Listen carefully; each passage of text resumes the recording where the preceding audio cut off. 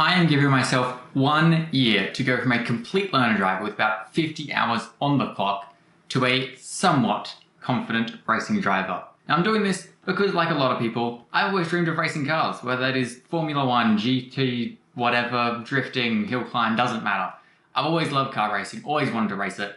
And I figured, now that I can actually drive a car to some degree, no better time than the present, let's go learn how to race a car. Now obviously, with that being said, I'm not going to go jump into GT3 or F1 or anything like that this year. That's just not even remotely possible. But I do have one race in mind that is going to be my sort of goal for the year. It's going to be, if I can complete that race, I've become a quote-unquote racing driver. And that is the Noosa Hillclimb. It is the biggest event we have in my local area. It has the most spectators, the craziest cars, most drivers, most competition. It's just generally one of the biggest events. Plus, it is hill climb, which has to be one of my favorite disciplines of racing because I do come from mountain biking, so those time-based style races are more my style over wheel-to-wheel racing. So that's sort of going to be my goal for the year. So that's all well and good. But how am I actually going to go about doing that? Well, we have two ways of doing it. First is this lovely thing right here. Got the sim rig. It's your very, very basic budget Logitech wheel, shifter, pedals, all that stuff.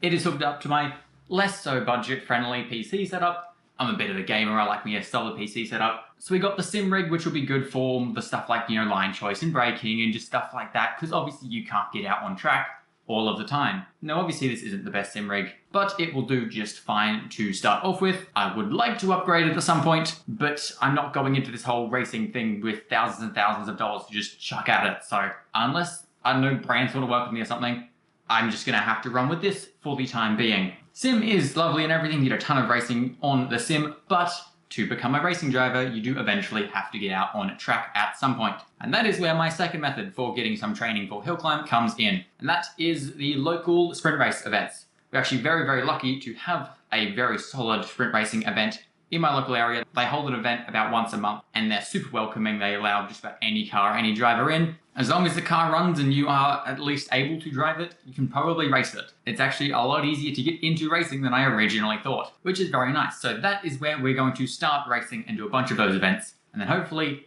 gives me enough training with the sim and those racing to prepare for hill climb. So now you might be thinking, well, that's awesome. You can't really race without a car though, which is very, very true.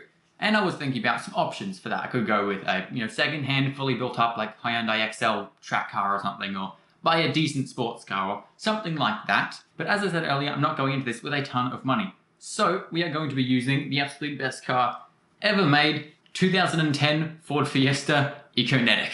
It is 1.6 litre turbo diesel. It has like 300,000 Ks or something on it, which is quite a big milestone for a Ford. That being said, I think just about everything on it has either been refurbished or fully replaced. So I mean, it's not the greatest track car, but it is definitely a okay car to learn to race in. I would show you a picture of it, but it is literally my dad's work car and he is away at the moment. So it's going to look something along the lines of this, except just significantly older and crappier. But again, that's going to be perfect because both me and my dad are going to be doing this racing thing together. We are both going to be learning, both going to be driving. And we don't really need something super fast to start out with. We're just going to use what we've got. We're going to run with the motto, race whatever you've brought. So it'll work perfect. It's nice and slow. We're comfortable driving it. It'll be a good start to get into racing. And then I do have plans to hopefully sometime this year build up something a little bit quicker. Although I do need the space for that, which I currently do not have. But I have some plans and it's going to be pretty cool once we get that built up. I'd like to have it built before hill climb, but we're really going to have to see with that. So that is the plan to hopefully get me from 50 hours of driving total to a somewhat capable racing driver that can at least get through an event without crashing. We got the sim rig behind me, that's number one. We got the crappy old Ford and the local races, which I actually go to quite a bit to do photography, so I understand the races pretty well and know the layouts. We're going to use both of them. Hopefully that's enough to get us to hill climb in October, I believe, which gives me, 5 months? So we don't even have a year to do, so we have 5 months to get my goal. We have probably about 4 of the sprint racing events before hill climb. I don't know if that's going to be enough, but it is going to be something. If I don't manage to get to October's hill climb, that is fine. They hold another one in June, I believe, next year, which will give me exactly a year. So if I don't end up with the skill to do hill climb this year, I will still be able to technically do it in the goal of a year because I will be able to do it next year. So with that being said, if you do want to follow along on my journey or you're getting into racing yourself, do consider subscribing and keep an eye out for the next video, which will go live in probably a couple of days, because that is going to be my first ever race, which is at the first sprint event, and that is this weekend, which is 5 days away. Super excited for it, also pretty nervous. It's going to be fun. Keep an eye out for that one. And yeah, with that, I hope you guys enjoy this, I guess, series you'd call it, and I will see you all in the next one.